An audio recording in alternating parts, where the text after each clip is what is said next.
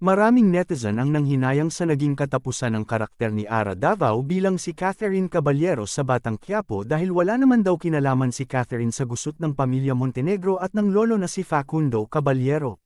Sana umano daw ay binuhay pa ito dahil pwede daw itong maging love interest ni Tanggol na ginagampanan ng mismong aktor-direktor na si Coco Martin.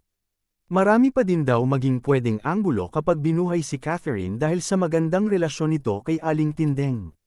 Ngunit kailangan na daw talaga kasing magbawas ng karakter si Direk Coco dahil may mga bagong papasok na karakter tulad na lamang ni Sunshine Guimeri bilang abogado ng pamilya Caballero. Ibinahagi naman ni Ara sa kanyang Instagram stories ang mga larawan kasama ang pamilya Caballero na kinabibilangan nina Jaime Fabregas, Tessie Tomas at Elijah Canlas. Ipinost din nito ang mga larawan nila ni Direk Coco Martin na kuha sa scene nang ipagtanggol siya ni Tanggol sa Quiapo at ang isa naman ay sa burol ng kanyang Kuya Pablo pati na ang mga highlights ng pagpapaalam nito sa nasabing serye. Lubos nagpapasalamat ang aktres dahil sa ibinigay na pagkakataon sa kanya ni Coco, isang karangalan umano sa kanya ang makatrabaho nito si Coco sa una nitong teleserye.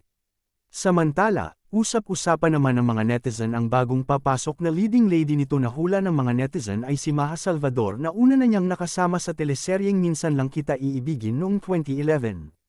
Sino ang mas gusto niyong maging bagong leading lady ni Direk Coco?